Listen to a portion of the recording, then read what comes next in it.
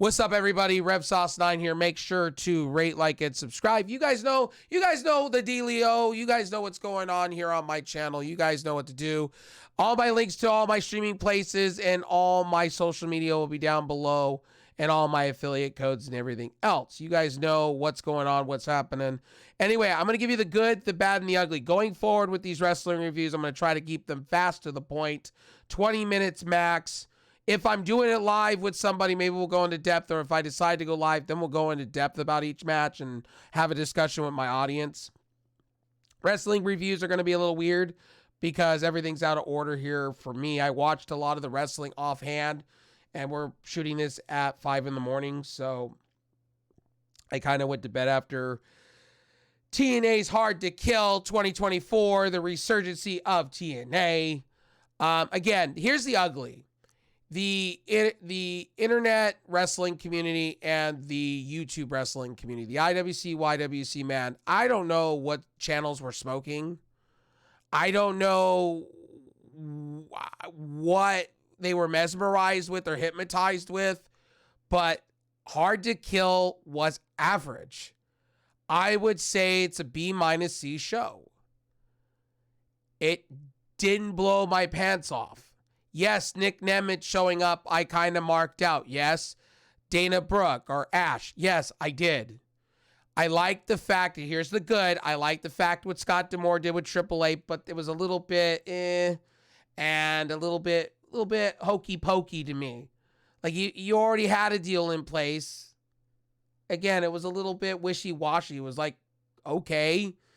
And making out Van Kingo to be like this be-all, end-all when he's on AEW. So, again, some things on TNA's Hard to Kill kind of fell flat to me. Like the signing with AAA was one. Top Dollar or AJ Francis, that kind of at the pre-show just was like, I don't know about that, Chief. You know, he claims on Busted Open he's this, that, and the third. He's the be-all, end-all. There was a reason why you were released from WWE, and I kind of saw it tonight on Hard to Kill. That was kind of the bad. And again, I liked Eric Young introducing TNA back to an audience. I liked the announcers announcing the resurgency of TNA. That was the good. It was brilliant. Reintroducing the titles and the wrestlers was brilliant. But the production's gotta get better. You signed with Endeavor streaming service. TNA Plus needs to be outstanding to me, and it's just not good.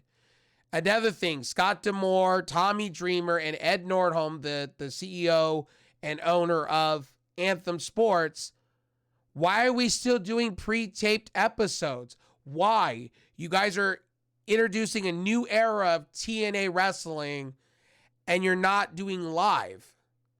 You got all this money on Endeavor streaming rights deal for TNA Plus. Why are we not utilizing that money to be live every week, every Thursday? Like, I don't get that. Why are we still doing pre-taped in 2024? I don't get that. They tout, this is the ugly, they tout that TNA's this, that, and a third, but we don't have TV episodes, live TV episodes. I don't get that. I don't understand why Ed Nordholm said they were shopping around at once upon a time when they were Impact months ago, that they were shopping around trying to get a national TV rights deal. What happened to that? Why are you guys still on access that most of America can't access outside of cable, maybe some cable and some streaming services? You know what I mean? And a lot of people can't really afford that $9.99 a month when people are paying so much money for this, that, and the third streaming platform. I don't know. I'm not trying to sound negative, but that's the ugly there. It's like, I don't get it. I don't understand it. You know what I mean? It's great you brought Nick Nemeth in and Dana Brooke, Ash.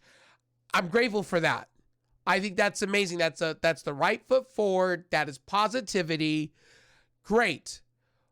But a lot of these wrestling channels, and this is where the other ugly was, a lot of these wrestling channels, big names, that never reviewed TNA at all. months and months ago, I was the only one on YouTube that I checked that was reviewing TNA consistently.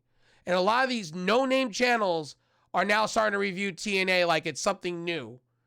When you are the same very people that said TNA was garbage and who watches that garbage next to MLW or GCW. I don't understand the logic of the YWC, IWC. Then you got big names now. Oh, I'm going to start reviewing it on Thursday, but they were the same very people that were shitting all over the product. Give me a break. Give me a break. Like, it's ridiculous. TNA World Championship match, Alex Shelley versus Moose. Moose, your new champion. That was good shit. I would honestly say Trinity, it was predictable because she's going back to WWE. Jordan Grace won that match. Alex Hammerstone looks like he's going to be going AEW. It looks like, he may be getting a call from AEW and getting a big contract. Josh Alexander, you can't go wrong with that. Josh Alexander gets a victory here. Chris Sabin gets the victory here, gets Kushida and El Valkingo. El Valkingo is over on, they're making, everybody in the IWC and YWC was making it to be like AAA is ending their partnership with AEW and how Tony Khan should be crying and TNA is the little engine that could and it's going to kill AEW. And the fact is, AEW and TNA are not even on the same playing field. If you are comparing these two companies, I want what you're drinking, what you're smoking, what you're eating. I want to know because honestly, one's a multi-billion-dollar company ran by Shad Khan and Tony Khan, and the other one just got an infusion of a couple of $1 million to have a streaming rights deal. So you're talking apples to oranges.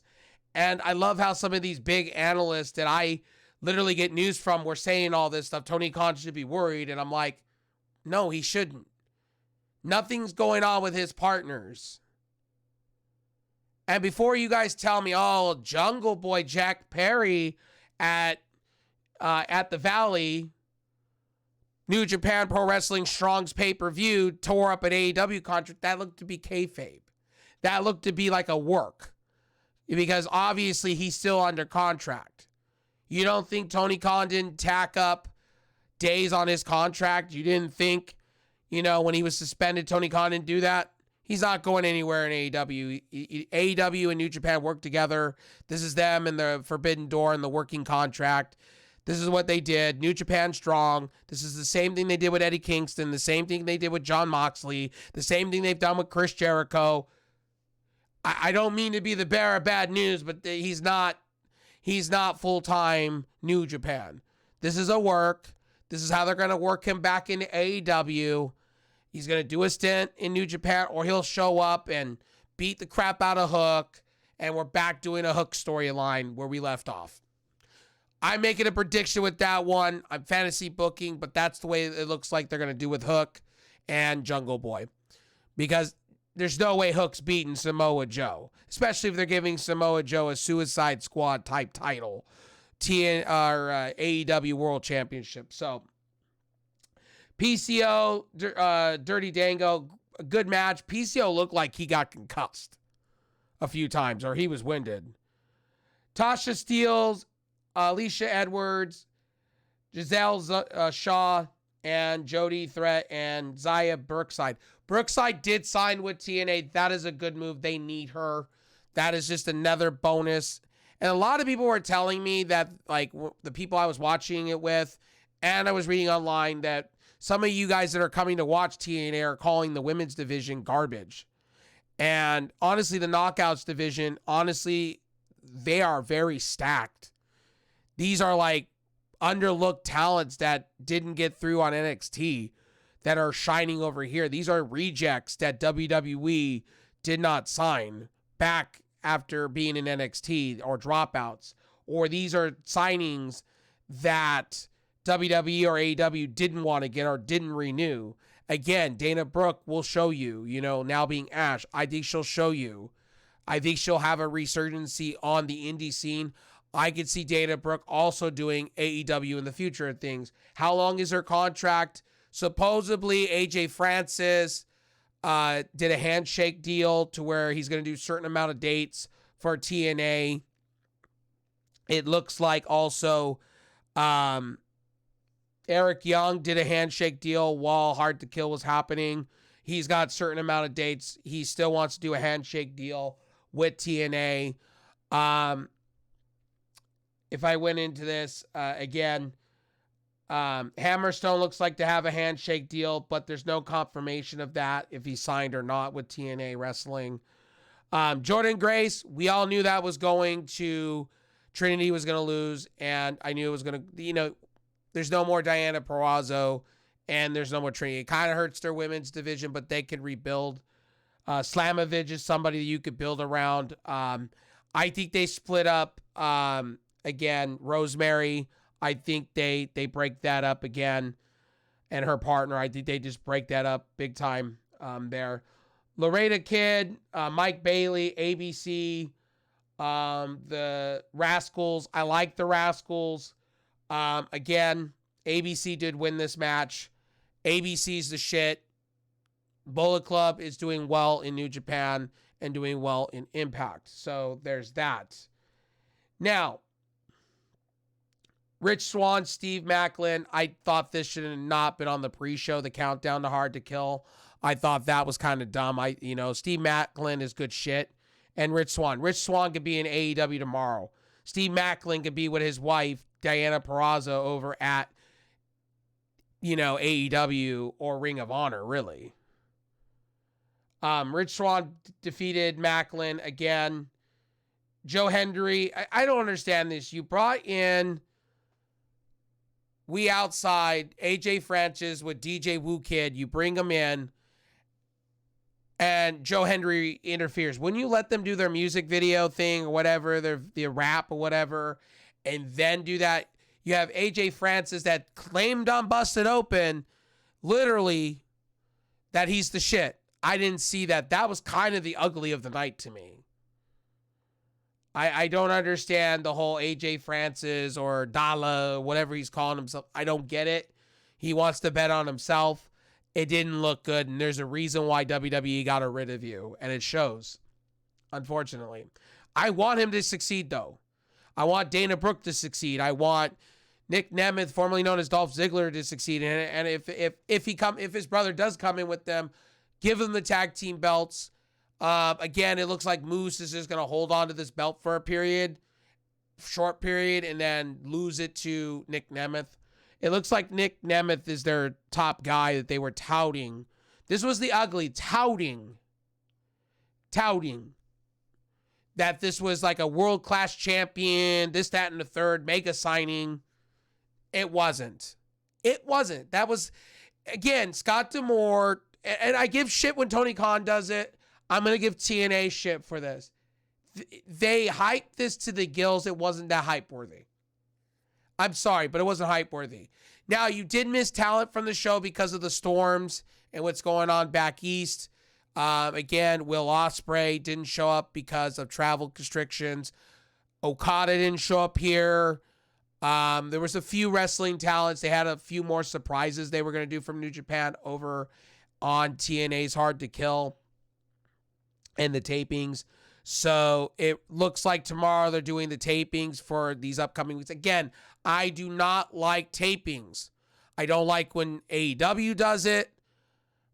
If you are getting paid by those companies, right, you should not be recording.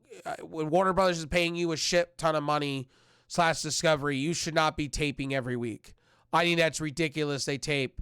That should be a side promotion or a side show with, this is where a brand split would help AEW tremendously. I've said it. Tony Khan thinks I'm wrong. I'm stupid. He thinks I'm stupid, but it would benefit him if he did, because you could split the titles up between products, or you can use, Rampage as a farm system. But, again, Tony Khan thinks me, smart Mark wrestling fan, is stupid, and what he does is the gospel, and it shows with his product.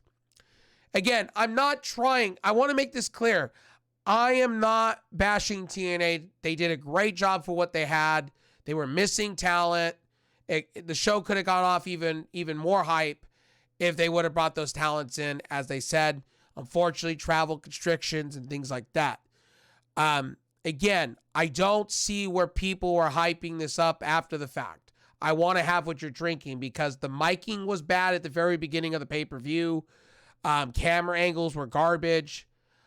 TNA needs to do more of these arenas like this. They need to fill up these arenas like this. Small arenas like the Hammerstein Ballroom in New York. You know, there's a few places out in California they could do. I could see them doing community, like little mini community centers. They need to do these things, but it needs to be live and it needs to be consistent every week. To me, TNA is good shit, but I even said when they were Impact Wrestling and then when they were former TNA, again, you know, they need to get out of this recording stages and start taping. They got to start taping. I'm going to drink my coffee here.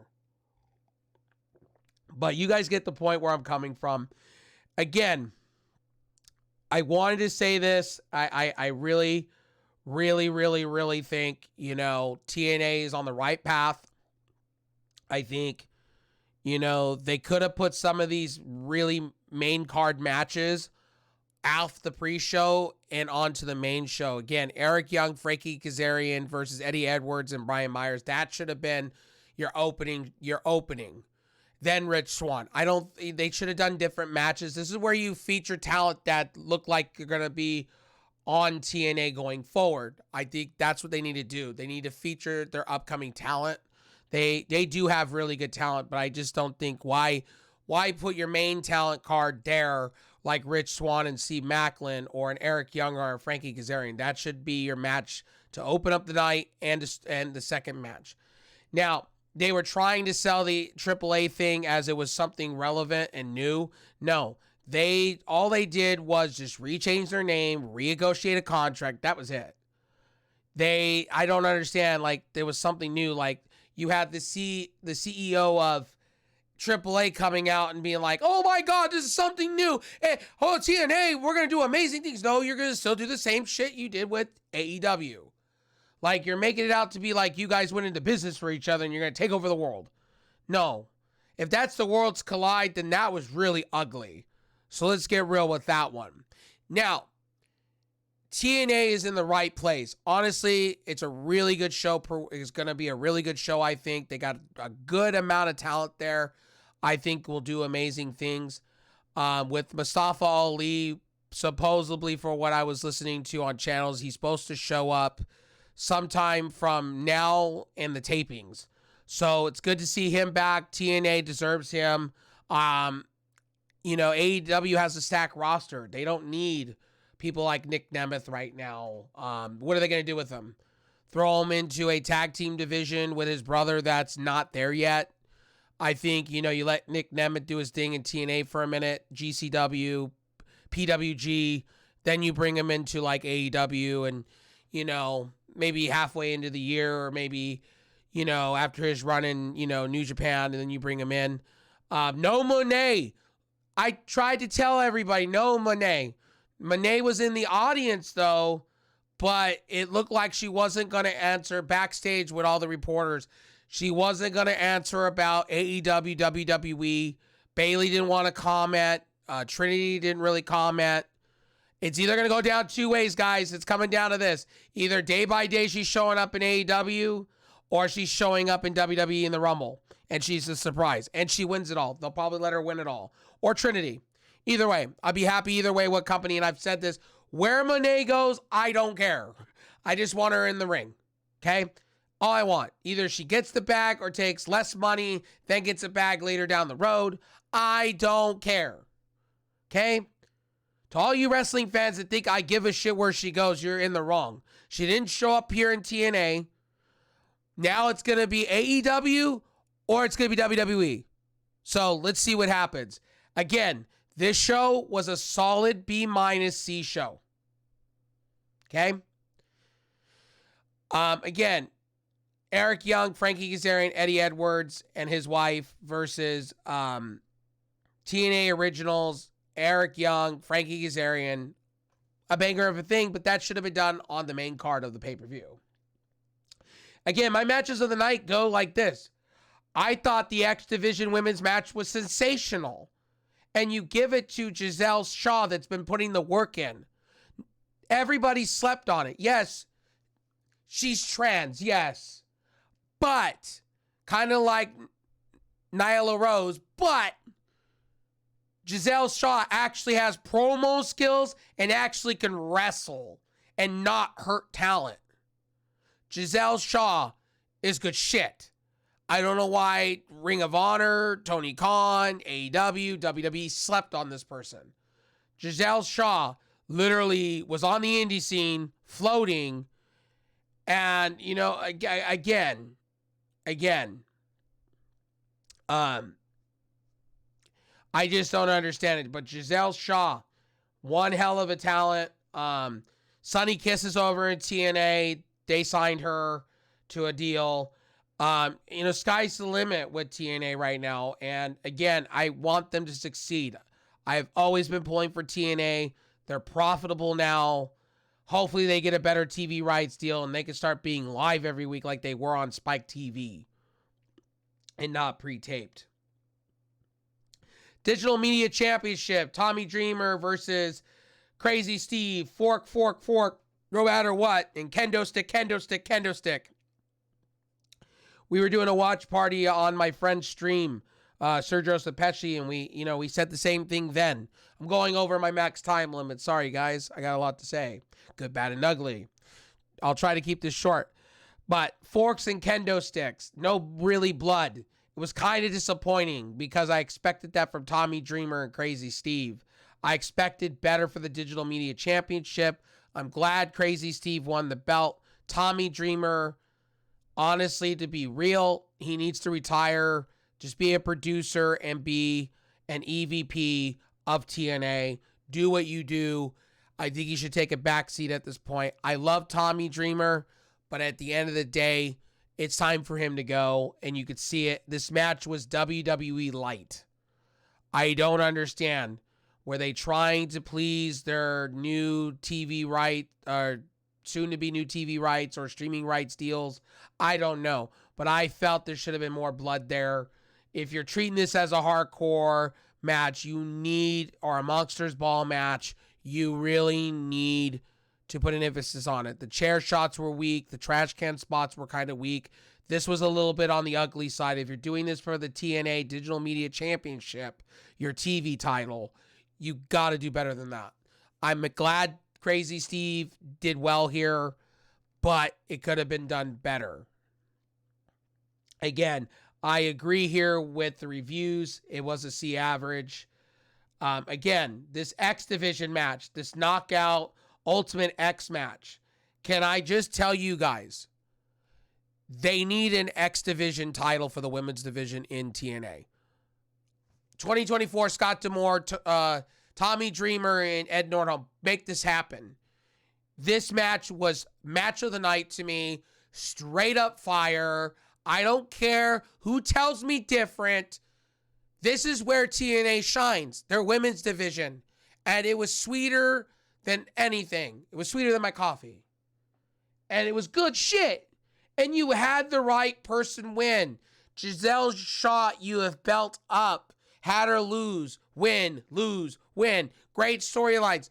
Give her the payoff. That's how you do it. Now you have her win that women's belt off of Jordynne Grace. I don't want to see Jordynne Grace holding it. She's had it for too long. And she had it before.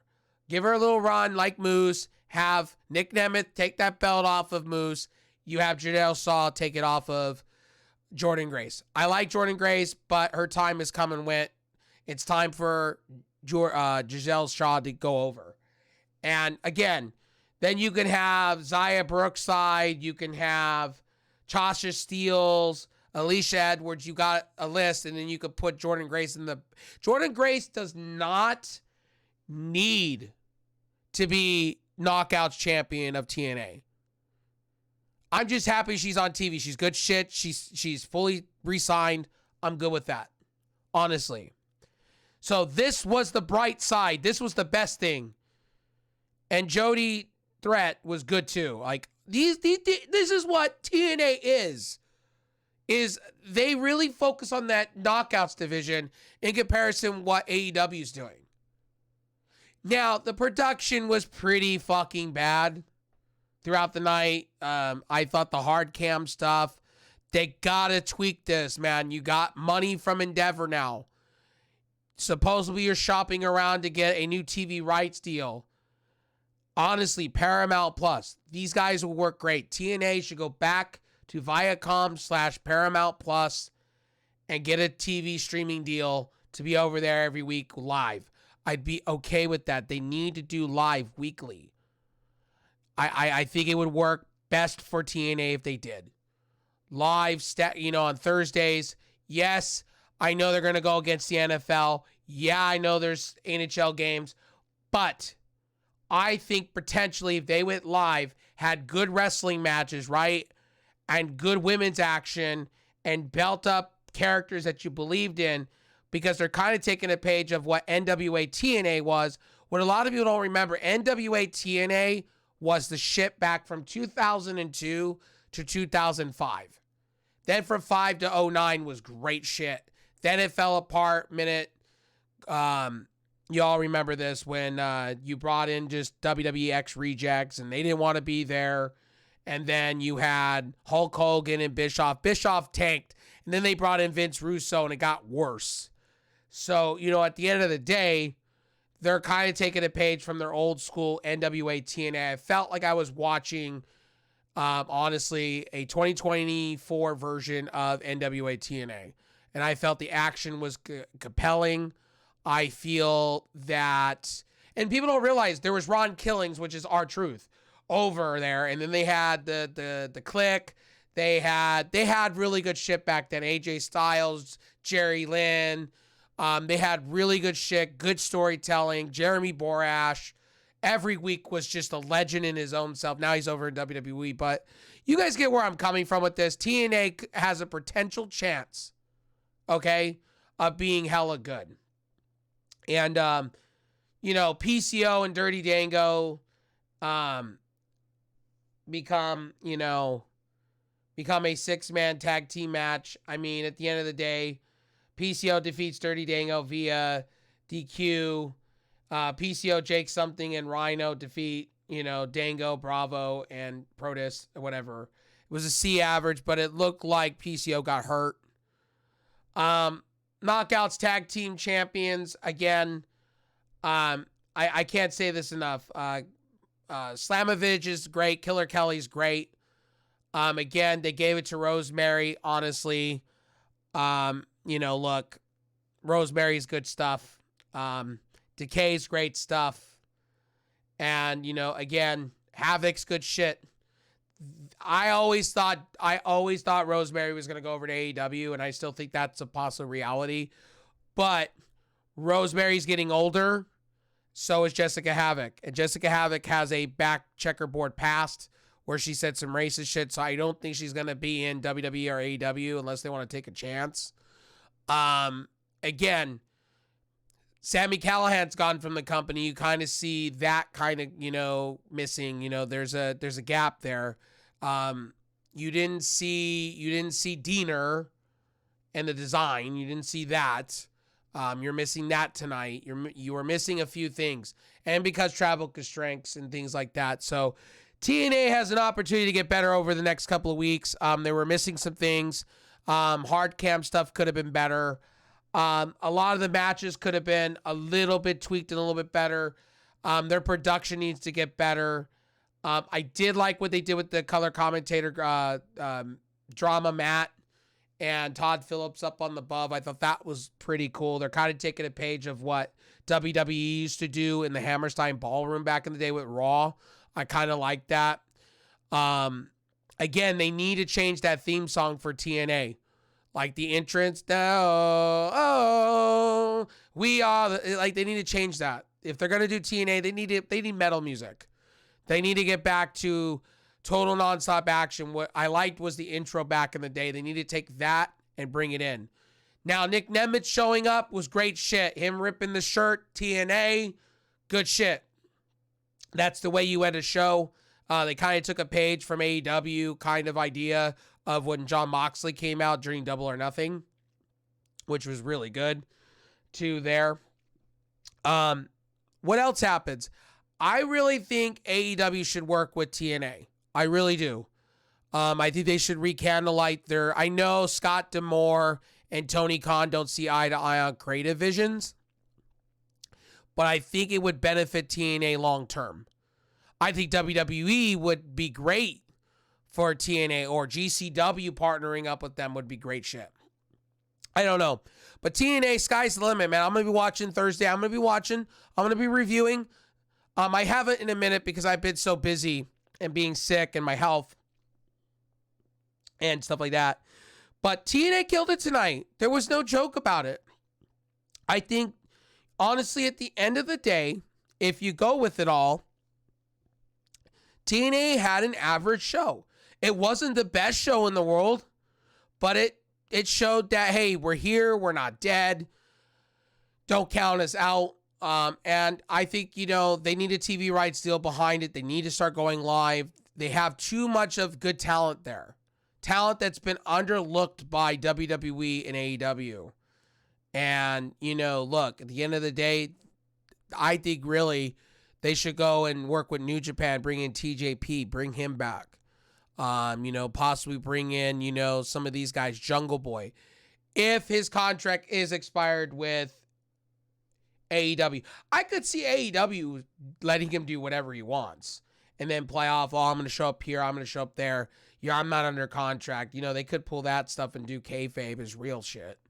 You never know. Anyway, my name is RevSauce9. I hope you enjoyed this wrestling review. Real quickly, guys, look. When I review wrestling real quick, at the end of this video, when I review wrestling, it's purely my opinion. You don't have to like what I like. You don't have to like my opinion. Honestly, and I don't give a shit either way. It's my opinion. I like having the discussion, you know what I mean? The art form of discussion with you guys. I like having conversations in my chat. But a lot of you that were coming into my game streams on my YouTube channel were shitting all over me, but not telling me why. Why my opinion sucks. It was everything else about my appearance, my family, and then saying this, that, and the third about me, and nothing to do about my wrestling, my thoughts on wrestling. I'm here to talk to the ones that want to talk about wrestling. If you don't want to talk about wrestling, I'll bench you out of my chat going forward when I do live streams on YouTube. I will just bench you going forward because I don't have time in my world to deal with trolls or people that need to go touch the grass really and honestly are taking bad takes in my comment section. Like, I had to delete a comment because somebody was comparing Mick Foley to Jinder Mahal. And it's like, I want what you're smoking. You haven't been outside in a minute. You need to go touch grass. Then there was somebody that was making fun of my appearance and my sex life in my own game stream to the point where you go to his picture, he has his daughter in his picture. He should be focusing more on what I have to say and focusing on his kids and his family, man. It's like, I don't get people, man. This society, man, this world, man, I don't get it. Anyway, this is purely my opinion on wrestling. I hope you enjoyed my review on TNA's Hard to Kill. Honestly, the good and bad and the ugly. The good, it was an average wrestling show that did well for what they had. A lot of wrestling talent, because of what's going on the East Coast, couldn't make it, which is really shitty because TNA is on a high note right now and they deserve, more. So anyway, and I wish they were live. They need to be live. And they need to stop doing these handshake deals and sign these talents to actual contracts, exclusive contracts, so they don't go wherever they want to go, kind of what AEW does, where they can just work in New Japan, maybe some indie dates. But I wish they would literally lock down their talent because I'm so sick and tired of seeing TNA wrestling or wrestlers and women's wrestlers walking over to WWE and signing buku money. It's a shame.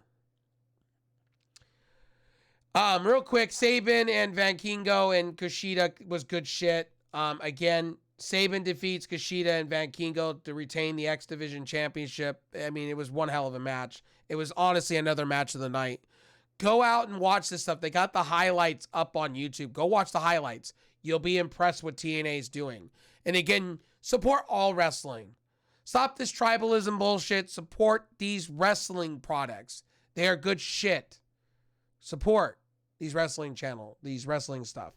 Anyway, and I don't understand why some of these wrestling channels are saying now we're going to get into it after they were dogging on TNA and or Impact for months. Now they're honestly doing it, calling themselves the premier channel. Ha, ha, ha. I've been doing it for months. Guys, I've been doing this TNA stuff for months. Talking about them in my live streams, promoting the shit out of them. I find it ridiculous that these big names now are getting into it after they shat all over TNA. It's hilarious. They're hypocritical. And some of them are sitting going, how great they are. There was nothing wrong with the pay-per-view. I want what they're smoking at the end of the day. I want what they're having. Because they're wearing rose-colored glasses and they think everything's great in wrestling. Like, I don't get that shit at the end of the day. Anyway, my name is Rev Sauce. I'll see you guys in the next one. Peace.